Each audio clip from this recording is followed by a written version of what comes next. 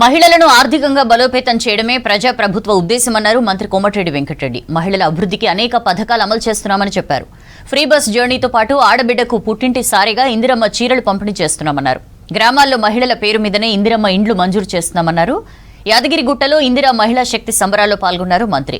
స్వయం సహాయక సంఘాలకు 98,23,458 రూపాయలు వడ్డీ లేని రుణాల చెక్కును అందజేశారు. యాదగిరిగుట్టను అభివృద్ధి పథంలో నడిపిస్తామని చెప్పారు. మీ అందరికి తెలుసు, తెల్ల రేషన్ కార్డు నుంచి మొదలు పెట్టుకొని అన్న బియ్యం మొదలు పెట్టుకుంటే ఇవాళ ఇంద్రమ్మ ఇల్లు కానీ ఏ ఊరికి పోయిన సైదాపూర్లోనే 70 ఇల్లు అంటే 5 లక్షలు వేసుకుంటే 70 ఇంటూ 5 లక్షల రూపాయలు అంటే ఎన్ని రూపాయలు? 3.5 కోట్ల రూపాయలు ఇల్లు కట్టుకుంటున్నాం. 5 లక్షల రూపాయలు ఇంటికంటే మామూలు విషయమా? అది కూడా పార్టీలకు అతీతంగా పేదవారికి చూసుకొని ఇవ్వడం జరిగింది. బిల్డింగ్ ఉన్న వాళ్ళకి ఇవ్వలేదు. ఈ విధంగా మహాలక్ష్మి పథకం ద్వారా యాదగిరిగుట్టకు వచ్చే వేలాది మంది అక్క చెల్లెలు ఎవరు టికెట్ తీసుకోకుండా వస్తుంది.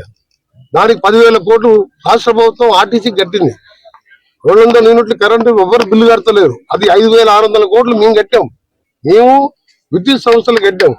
అంటే ఇవన్నీ చెప్తలేము మేము లెక్క, కానీ ఇంకా చేయవలసిన చాలా ఉంది. తప్పకుండా చేస్తాం.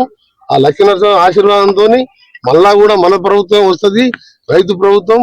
మరొకసారి ఐలయ్య గారితో పాటు ఈ ప్రాంతంలో దాదాపు 80% మంది సర్పంచులను గెలిపించిన ఈ ప్రాంత ప్రజలని అభినందిస్తూ మీకు తప్పకుండా నేను మంత్రిగా వారితో ఎప్పుడు అండగా ఉంటాం. ఎందుకంటే ఇద్దరు అన్నదమ్ముల్లాగా కలిసిమెలిసి ఎక్కడ పోయినా కలిసిమెలిసి ఉంటారు. ఆయన ఏంటంటే ఇంతసేపు పనే, సొంతం పని ఏముండదు, వ్యాపారం లేదు, ఏం లేదు. నాలాగానే నేను మొదటిసారి గెలిచిన ఎట్లా తిరిగినప్పుడు 6 సార్లు గెలిచిన.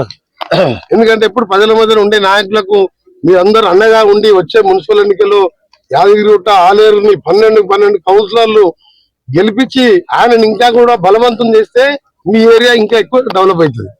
ఎందుకంటే ఆయన కూడా ముఖ్యమంత్రి దగ్గర మంత్రుల దగ్గర కొట్లాడాలంటే చూసినావా, మా కౌన్సిలర్స్ మా చైర్మన్ కూడా గెలిపించుకున్నా అంటే రేపు యాదగిరిగుట్ట డెవలప్ అయింది. ఆయన వచ్చినాక ఇంకా చాలా కార్యక్రమాలు చేసిన పైన కొబ్బరికాయ ఉంటది లేక అవకాశం లేకుండా, పనుకునే అవకాశం లేకుండే, ఆటోలో అవకాశం, ఇవన్నీ కల్పించడమే కాదు.